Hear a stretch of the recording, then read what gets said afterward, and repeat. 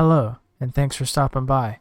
Today we'll be discussing Debian Backports. Debian Backports provides new packages with new features on supported Debian stable releases, which means that you don't have to resort to Debian testing or Debian unstable, just for the sake of new packages. And today I'll go over how to install Debian Backports. So what you'll want to do is locate your sources.list file. Mine was located in /etc/apt. But yours may be in /etc/apt/sources.list.d/. And if you don't have the file at all, then create a new file and put it in sources.list.d. And as you can see here, I have already made the changes to my file. My file reads as follows: deb https://deb.debian.org/debian bookworm-backports main non-free-firmware contrib non-free, and I put it just under these two lines here. Go ahead and save that file, and then go into your terminal and type in sudo apt update and hit enter. Congratulations, you have just installed Backports. But you are not done yet. All of your packages will not be installed by Backports, which means that for each and every package you have to tell it that you want it to come from the Backports.